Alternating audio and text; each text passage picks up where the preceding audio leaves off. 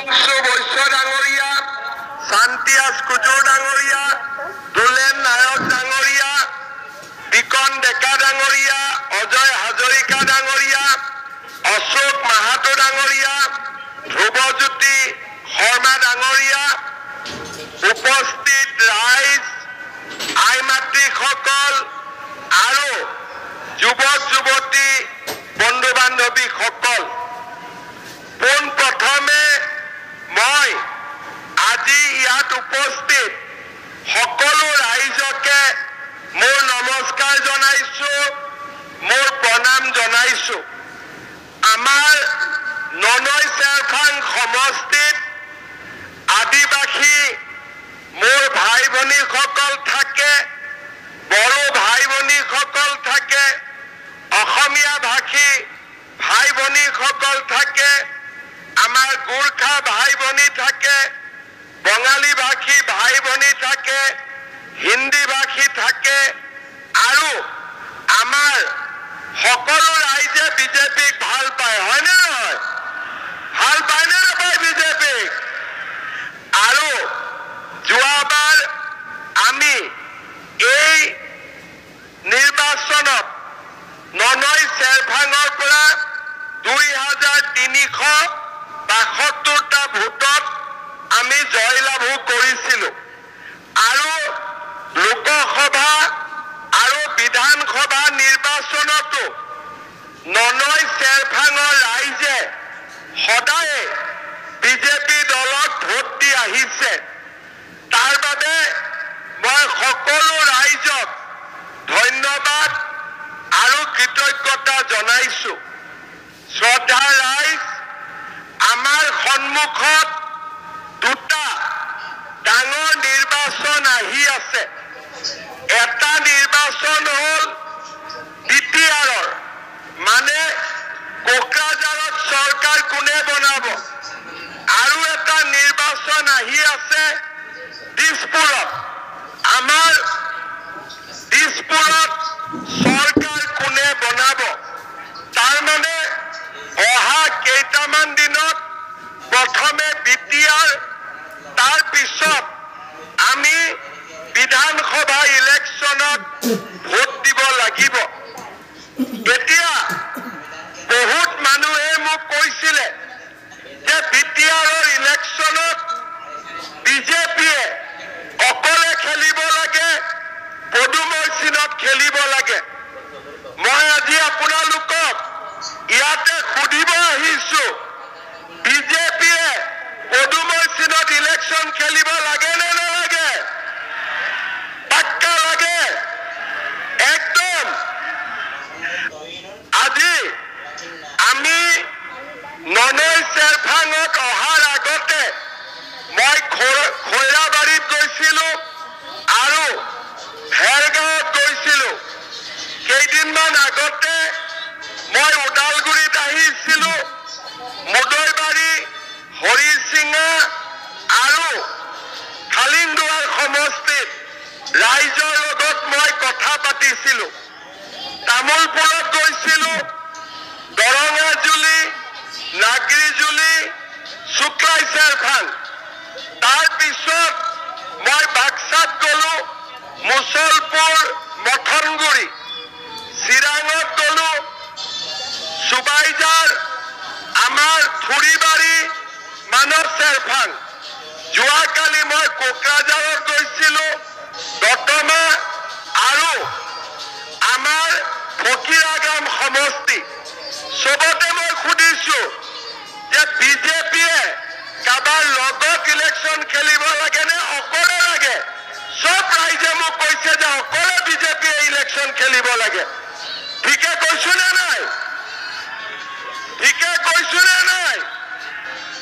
এইবাৰ বিটিআৰৰ ৰাইজে মনত সিদ্ধান্ত লৈছে যে পদুম ফুলত ইলেকশ্যন হ'ব লাগে আৰু পদুম ফুলৰ চিনত বিজেপি দলে ইলেকশ্যন খেলিব লাগে।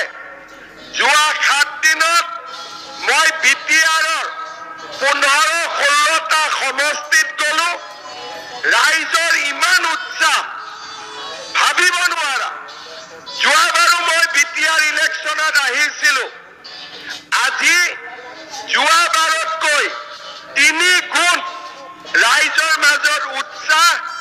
ৰাইজৰ মাজত উপস্থিতি মই আগতেও ননৈ চেৰভাঙত আহিছোঁ কিন্তু ইমান ৰাইজ কেতিয়াও বিজেপিৰ মিটিঙত ওলাই অহা নাছিল এইবাৰ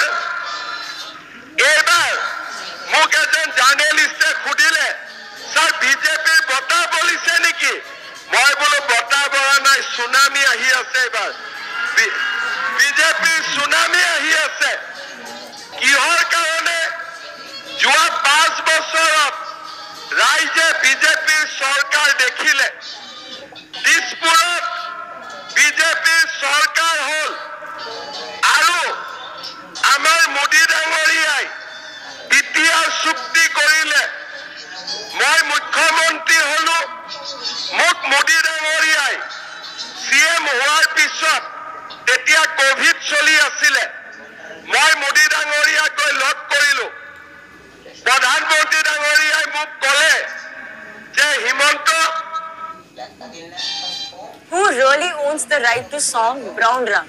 Honey Singh, Badshah or someone else? This controversy could have been avoided with just a basic understanding of copyright law. Now you can learn everything about intellectual property law for free. With innovation booming across industries from Bollywood to tech startups, the demand for skilled IP lawyers has never been higher. In 2023, 6 lakh plus IPR applications were filed and this number is expected to rise to 10 lakh by 2030. To help you seize this opportunity, the Legal School presents a free IPR bootcamp. Learn the essentials of patent filing, explore the dynamic world of IP law and acquire skills that top recruiters want. Plus, get an exclusive certificate and get free contract templates along with the comprehensive preparation checklist worth rupees 10,000 to elevate your CV. Register now.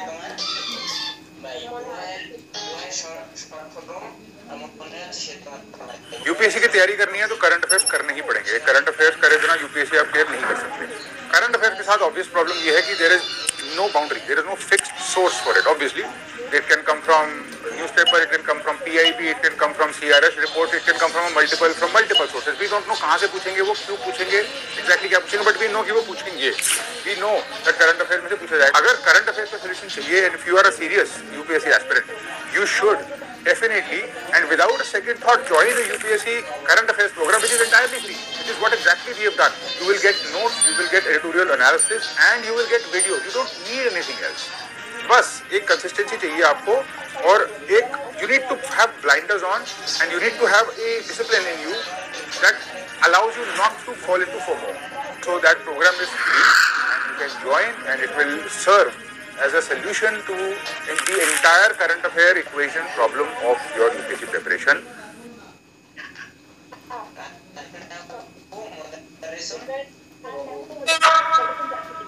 অসমখন ধুনীয়া হৈছে শান্তিপূৰ্ণ হৈছে কিন্তু BTR খনত আৰু মানুহ মৰিব নালাগে বিটিআৰ শান্তিত থাকিব লাগে কাৰণ মোদী ডাঙৰীয়াই জানিছিল যে বিটিআৰত 4,000 মানুহৰ মৃত্যু হৈছিলে গোষ্ঠীগত সংঘৰ্ষ হৈছিলে গুলীকাণ্ড বোমা বিস্ফোৰণ বিটিআৰৰ পৰিস্থিতি অশান্ত আছিলে মই মোদী ডাঙৰীয়াক কথা দিছিলো যে মোদী ডাঙৰীয়া বিটিআৰত আমি শান্তি আনিম তেতিয়া মই নাজানিছিলো পাৰিম নে নোৱাৰিম কিন্তু মুখেদি ক'ব লাগে কৈ দিলো কিন্তু আজি 5 বছৰ হৈ গ'ল মই আপোনালোকক ক'ব পাৰো মই যেতিয়াৰ পৰা মুখ্যমন্ত্ৰী হৈছো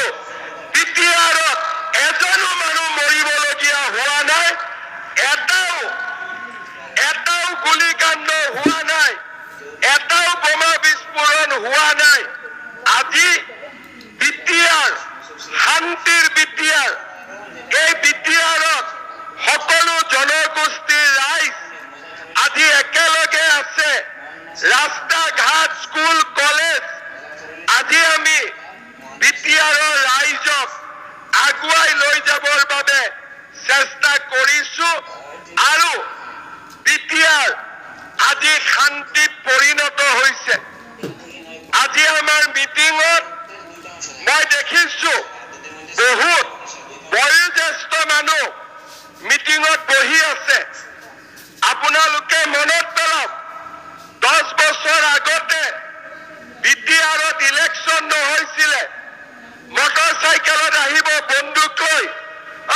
মেচিনত ভোট দিবি দেই বাস আৰু বেলেগ কথা একো নাই ভোট শেষ কিন্তু আজি বিটিআৰত বন্দুক লৈ ভোট খুজিব নোৱাৰে নমস্কাৰ কৰি ৰাইজক ভোট খুজিব লাগিব হয়নে নহয় আজি নমস্কাৰ কৰিব ৰাইজ ভোট দিয়ক ৰাস্তা বনাই দিম স্কুল বনাই দিম অৰুণোদয় দিম তেতিয়া ৰাইজে ভোট দিব এইটো এতিয়া নাই আৰু